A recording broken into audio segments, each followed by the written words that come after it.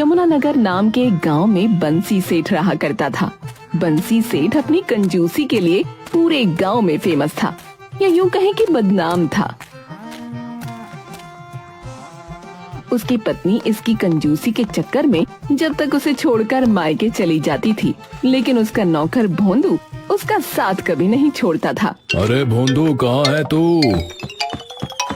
यही हूँ मालिक, क्या बात है बताइए। मालकिन को छोड़ आया उनके मायके? हाँ हाँ छोड़ा है मालिक। वो तो रास्ते में पीछे पड़ी थी कि रिक्शा करवा दे। है? तूने करवाया तो नहीं? नहीं मालिक, मैं आपका नौकर हूँ, आप कहे अनुसार ही चलता हूँ। मैं पूरे 5 किलोमीटर उनको पैदल लेकर गया। हाँ, रास्ते में कई रिक्शे वालों ने पूछा भी कि भैया कहीं जाना है तो बैठो, लेकिन मैंने कह दिया भैया नर्क जा रहे, लेकर चलोगे क्या? बहुत अच्छा किया तूने। चल अब चाय का इंतजाम कर दे बस। चाय का इंतजाम समझो हो गया मालिक, क्योंकि मैं रास्ते से चीनी, पत्ती और दूध अलग अलग जगह से थोड़ा थोड़ा मांगते हुए लाया हूँ। हाँ। लेकिन चाय बनाएगा कैसे? अपने घर की गैस खर्च करेगा क्या? अरे मालिक, आप भी क्या बात करते हो? अपनी गैस क्यों खर्च करूंगा भला? मैंने पड़ोस में कटिया डाल रखा है। हाँ, उनकी बिजली से अपना वो बिजली वाला चूल्हा जलाऊंगा जो पिछले साल आपने लॉटरी में जीता था। अरे हाय राम, अरे किसी की नजर न लगे तुझे भोंदू। तू मेरे साथ रहते रहते कितना एक्सपर्ट और स्मार्ट हो गया है रे। भोंदू हंसते हुए चाय बनाने चला गया और बंसी ये सोचने लगा कि कहीं उसकी पत्नी वापस रिक्शा करके ना आ जाए। बंसी और उसका वफादार नौकर भोंदू दोनों की जोड़ी गांव में कंजूसी के लिए इतनी मशहूर थी कि लोग उन्हें देखकर ही पैसा बचाने लगते थे। दोनों ने मिलकर ऐसी ऐसी तरकीबें निकाली थीं कि हर काम बिना खर्च के निपट जाता था।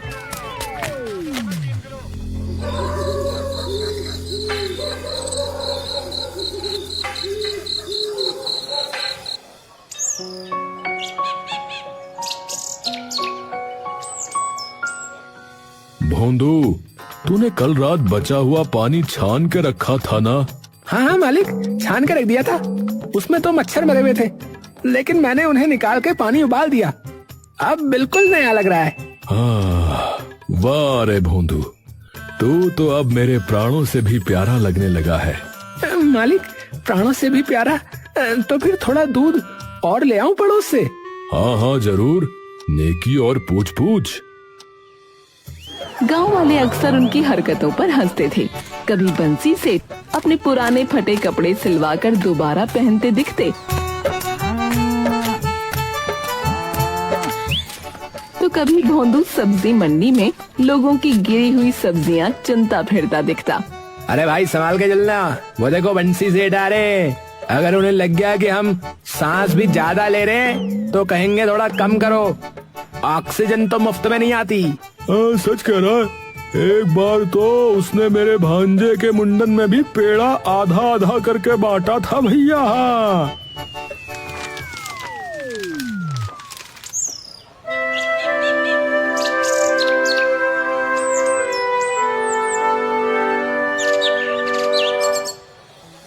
एक दिन शाम को बंसी और भोंदू बैठे होते हैं।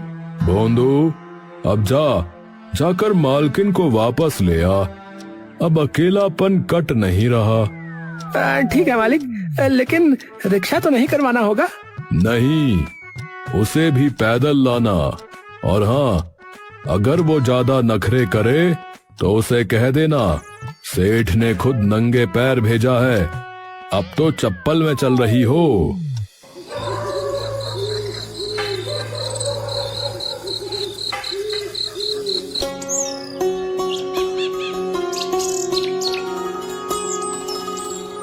भोंदू हंसता हुआ निकला।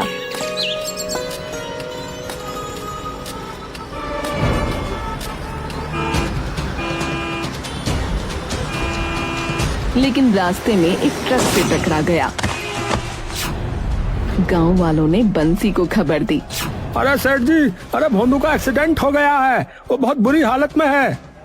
हे राम, मेरा झाड़ू, मेरा झोला उठाने वाला, अरे मेरा भोंदू। बंसी दौड़ता हुआ गया और भोंदू को घर ले आया।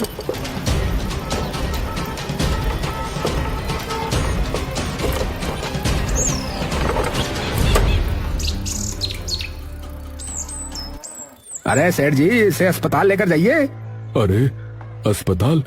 वहाँ तो भर्ती होते ही पर्चा भी 500 रुपए का कटता है। नहीं नहीं, घर पर ही इलाज होगा।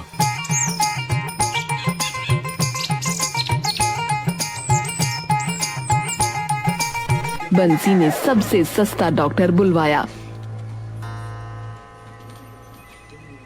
धरती पर ये सब चल रहा था।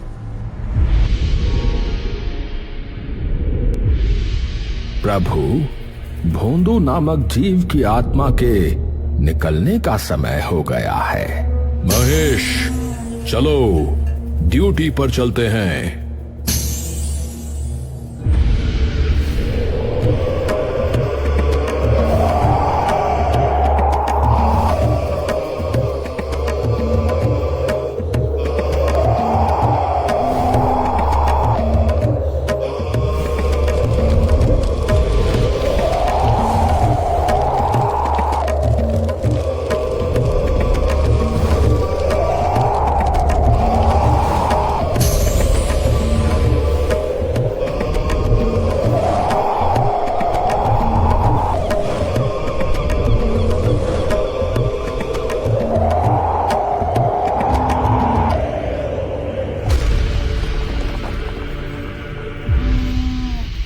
तभी भोंदू की नजर यमराज पर पड़ी। हाय, मर गए। यमराज जी आ गए, मेरी तो मौत आ गई। यमराज? अरे भोंदू, तू तो किस्मत वाला निकला रे। चलो बुलाओ उन्हें, मैं भी दर्शन कर लूं। ये कौन पागल व्यक्ति है जो हमारे दर्शन मांग रहा है? महाराज, महाराज, बस एक बार दर्शन दे दो। मैं जिंदगी भर एक पैर पर नाचूंगा। यमराज और महेश को मजबूरी में सामने आना पड़ा। महाराज, ये भोंदू को छोड़ दीजिए। ऐसा नौकर कहाँ मिलेगा जो मेरी कंजूसी में ऐसा साथ दे। मैं चाय दूसरे के चूल्हे पर बनाने की सोचता हूँ तो ये तो चाय ही कहीं और से ले आता है। अरे चुप कर मूर्ख, मेरी बात ध्यान से सुन। नियति के अनुसार इसके प्राण हरने ही होंगे। आपको जो चाहिए ले लो। मेरा पुराना बनियान, मेरी 3 साल पुरानी छतरी, पर भोंदू को छोड़ दो। तू पागल है क्या? हट सामने से, इसकी मौत आ चुकी है, समझा? महाराज, बस एक बार छोड़ दीजिए मेरे भोंदू को। ऐसा नौकर तो स्वर्ग में भी नहीं मिलेगा। मूर्ख, हम मृत्यु के देवता हैं, कोई किराना के दुकानदार नहीं जो मोल भाव करें। चलो महेश, खींचो इसके प्राण। मालिक, नहीं, ये मर गया तो मुझे झाड़ू कौन पकड़ाएगा? चाय के लिए चीनी कौन मांगेगा मोहल्ले से?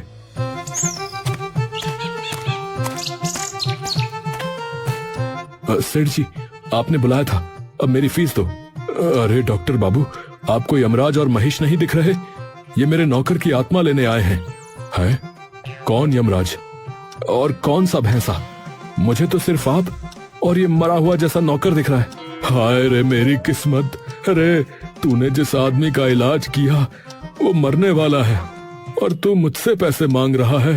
अब इलाज किया है, दवा दी है, फीस तो बनती ही है। हाँ, क्या फायदा उस इलाज का जो मौत को नहीं टाल पाया, और जब फायदा नहीं हुआ तो पैसे किस बात के? सेठ जी, मैं अभी पुलिस बुला लूंगा। लो, ये लो, खाली डिब्बे हैं, रद्दी में बेच देना, 2-4 रुपए बन जाएंगे। और हाँ, कागज वाला रामलाल सही रेट देता है। धत तेरे की, ऐसा मरीज, ऐसा मालिक। जा रहा हूं मैं। डॉक्टर गुस्से में पैर पटकता हुआ चला गया। यमराज और महेश ये पूरा तमाशा देख रहे थे और दंग थे। हे प्रभु, ऐसा मनुष्य तो मैंने अपने जीवन में नहीं देखा। ये व्यक्ति तो खर्चे के नाम पर बहुत मस्तिष्क चला रहा है। महाराज, ये तो मेरा गुण है, मैं हर चीज में कंजूसी प्रो मैक्स करता हूँ। ठीक है, तो मैं एक शर्त पर तुम्हारे नौकर को छोड़ सकता हूँ। जी जी, बताइए महाराज। तुम मुझे कंजूसी करना सिखाओ। यमलोक में सारे देवता मुझसे ही खर्च करवाते हैं। कभी कोई पूजा करवा लेता है तो कभी पिंडदान। महीने के अंत में मेरे पास कुछ भी नहीं बचता। सिखा दूंगा महाराज, क्या मजाक कर रहे हैं। भोंदू उसी वक्त उठकर बैठ गया जैसे रामायण में संजीवनी बूटी से हनुमान जी जाग गए हों। मालिक मालिक मैं बच गया मालिक। हाँ बच गया, लेकिन डॉक्टर के सामने मत जाना, वरना वो फिर से फीस मांगने आ जाएगा। इसके बाद बंसी ने यमराज के कान में कुछ फुसफुसाते हुए कहा, अब सुनिए महाराज, कंजूसी की पहली टिप, हर बात में ना कहो। हैं? मतलब कोई भी कुछ मांगे तो साफ ना कर दो महाराज, फिर सामने वाला खुद कोई सस्ता ऑप्शन देगा। अरे वाह। अब बंसी ने यमराज को अभ्यास कराया। अब आप बताओ, ये आपका महेश खाता क्या है? यमलोक की स्पेशल सब्जी अमरकांता लौकी। महंगी होती होगी? बहुत महंगी। धरती की लाखों लौकियां आ जाएं उसमें, तो अगली बार जब वो मांगे मना कर देना, देखना वो खुद सस्ता विकल्प देगा। यमराज ने कहा ठीक है, और वो तुरंत महेश को लेकर यमलोक पहुंचे।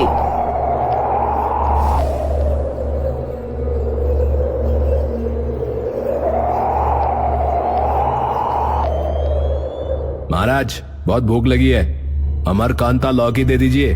नहीं। क्यों महाराज? ना मतलब ना, नहीं मिलेगी वो, भूखे रहो। अरे भूखा कैसे रहूं? तो फिर धरती लोक की लौकी बना दीजिए, उसमें स्वाद नहीं होता, लेकिन काम चला लूंगा। वाह बंसी वाह, तू तो पहुंचा हुआ निकला रे।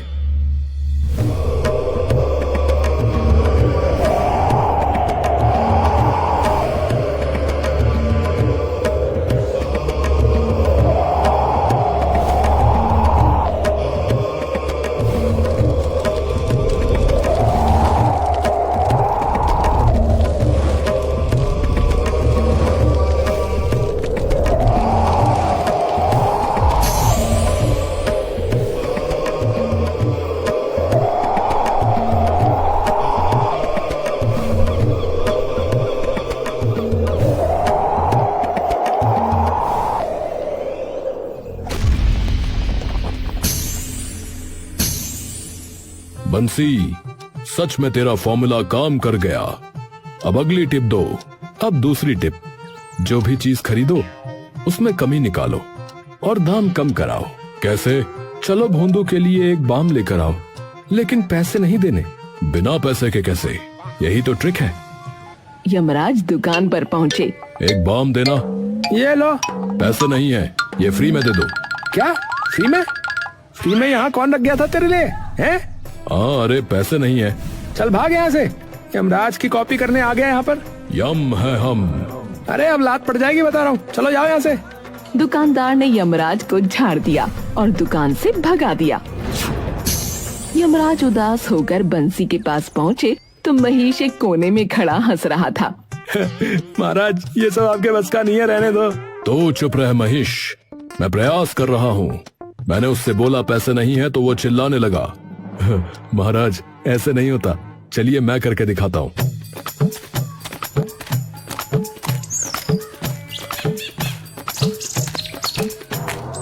बंसी दुकान पर गया, दुकानदार से बोला, भाई साहब चक्कर आ रहे हैं, यहीं गिर जाऊंगा, बाम अभी दे दो, पैसे बाद में अगर बचा तो। अरे बंसी सेठ, लीजिए लीजिए, गिरिए मत। बंसी विजयी मुद्रा में घर लौटा। देखा महाराज, और अब ये बाम का पैसा मैं दूंगा ही नहीं। है? तू तो बहुत ही बड़ा गुरु निकला रे। ऐसे ही थोड़ी मैं बदनाम हूँ। बदनाम नहीं, फेमस है आप मालिक। हाँ हाँ, फेमस ही कह लो। सेठ बंसी, अब तीसरी टिप बताओ। दो तो तूने कमाल की सिखाई, तीसरी क्या बताएगा महाराज? मुझे तो ये एक नंबर का चालबाज लगता है, कहीं हम लोगों को भी ना बेच दे। देख रहे हैं महाराज, आपका भैंसा कैसे मेरा मजाक बना रहा है। अगर ऐसा ही है तो ठीक है, मैं कोई टिप नहीं बताऊंगा। नहीं नहीं, ऐसा ना कहो, ये तो कुछ भी बोलता है। तीसरी पर आखिरी टिप बताओ। ऐसा है, मेरे मालिक को ऐसा कहने वाले की मेजबान खींच लेता हूँ और उसका पट्टा बनाकर गले में पहना देता हूँ। हाँ आजा, ट्राई कर ले, आजा भिड़ ले। अबे चुप रहे महेश, बस कर। क्षमा कीजिए प्रभु, बस थोड़ी मस्ती हो गई। लेकिन यमराज को गुस्सा आ चुका था। उन्होंने गदा उठाई और महिष को पीछे से एक टप दे मारा। ये ले, अभी मस्ती सूझ रही है तुझे? मैं यहाँ कंजूसी सीखने आया हूँ और तू कॉमेडी शो बना रहा है। अरे बचाओ, कोई तो रोक लो यमराज को। अरे महाराज, एक ही वाहन है आपका, मार मार कर परमानेंट छुट्टी न दिला देना। नहीं, बहुत बकवास करने लगा है। हाँ सही बात। बंसी ने जैसे तैसे महिष को बचाया और यमराज को शांत किया।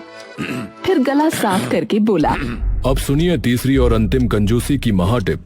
हाँ, जल्दी बता। सामान यूज करो और फिर उसे वापस कर दो। क्या? यूज करके वापस? हाँ बिल्कुल महाराज, अब जाओ और वो बाम जो लाए थे उसे वापस कराओ। लेकिन भोंदू ने तो लगा लिया वो बाम। बस तभी तो कह रहे हैं, वापस कर दो। मगर वापस कैसे करें? उस दुकान पर मत जाना जहाँ से ये लिया था। तो दूसरी दुकान पर चलो, मैं खुद करके दिखाता हूँ। अब तीनों निकल पड़े, बंसी, भोंदू और यमराज। बंसी उन्हें गांव की दूसरी दुकान पर ले गया। भाई साहब, ये बाम बेकार निकला। लगा भी लिया पर कोई असर नहीं हुआ। अरे सेठ जी, लेकिन आप तो पहली बार आए हैं हमारी दुकान पर। तू अंधा है क्या है? अरे सुबह ही तो आया था। पर बाम लगाने के बाद कैसे वापस करूं? हाथों से, क्योंकि लगेगा ही ना, तभी तो पता चला कि बेकार है। पर सेठ जी, आपने ये यहाँ से नहीं लिया। भाई साहब, मैं बूढ़ा हो गया हूँ, झूठ नहीं बोलूंगा। आपसे लिया, लगाया, असर नहीं हुआ। अब वापस ही करो और पैसे दो। नहीं तो हम पंचायत में शिकायत करेंगे कि आप खराब बाम बेचते हैं। दुकानदार घबरा गया और बाम वापस ले लिया और 10 रुपए बंसी के हाथ में थमा दिए।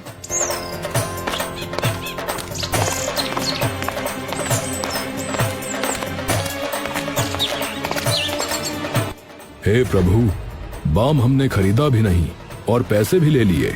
यही तो है असली कंजूसी की विद्या। कंजूसी सिर्फ बचाने का नाम नहीं है। कंजूसी का मतलब है अपने बचाओ और दूसरों से जितना लूट सको लूट लो। समझे यमराज जी?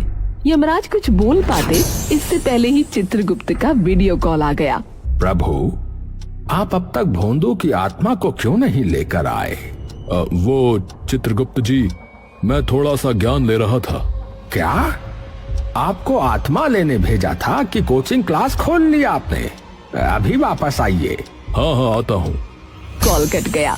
यमराज का चेहरा उतर गया। उन्होंने गहरी सांस ली और बंसी की ओर देखा। बंसी सेठ, तूने मुझे सब कुछ सिखा दिया। अब मैं यमलोक में सभी से हिसाब लूंगा। पर अब मैं भोंदू को ले जाता हूँ। मृत्यु जब तय हो जाती है तो वो टलती नहीं। हाय, ये क्या बात हुई? ऐसा ना करिए महाराज। रुको महाराज, आप ऐसे कैसे ले जाएंगे? क्या मतलब कैसे? मतलब आपका महिष कहाँ है? अरे सच में, महिष कहाँ गया रे? घर में होगा ना? यमराज इधर उधर दौड़ने लगे। घर में पहुँचे, कभी खिड़की से झांके, कभी बाथरूम का दरवाजा खटखटाया, लेकिन महिष कहीं नहीं मिला। मेरे भैंसे का क्या किया बोलो, वरना अभी गदा चला दूंगा। आप भी नहीं समझ पाए महाराज, हमने आपको उल्लू बना दिया। अब दोनों पेट पकड़कर हंस रहे थे और यमराज का चेहरा गुस्से से लाल हो गया। मेरा महिष, मेरा साथी, मेरी सवारी कहाँ है? ठीक है, आप रोइए मत। आपका महिष आपको मिल जाएगा, लेकिन एक शर्त है। कैसी शर्त? आपको भैंसे के बदले मेरे नौकर की जिंदगी बख्शनी पड़ेगी। अबे यार, चलो अच्छा ठीक है। भोंदू उनको एक तबेले के पास लेकर पहुंचा।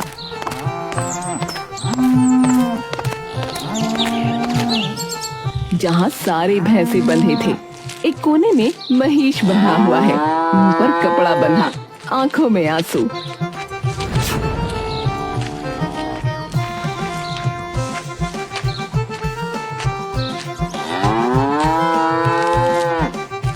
महाराज बचाइए मुझे, इन इंसानों ने तो मुझे भूसा तक नहीं दिया और ऊपर से इनकी बातें सुन सुनकर मेरा भेजा भी घिस गया। मेरा प्यारा महेश, आप सोच रहे थे कि मुझे सस्ता खाना खिलाकर आप कंजूसी सीख जाएंगे, लेकिन इन्होंने तो मुझे बंधक बना लिया। बंसी सेठ, तू चाहे जितना सिखा ले, पर याद रख, एक दिन तू भी ऊपर आएगा। तब मैं दिखाऊंगा यमराज का असली क्लोजिंग अकाउंट।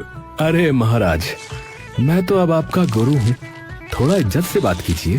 हाँ महाराज, थोड़ा सम्मान दीजिए गुरुजी को। नहीं तो गुरु दक्षिणा में फिर कुछ और लौटाना पड़ेगा। यमराज गुस्से में फनफनाते हुए महिष पर चढ़ते हैं। यमलोक जा रहा हूँ, परंतु अगली बार लेने जब आऊंगा तो नाना नहीं चलेगा।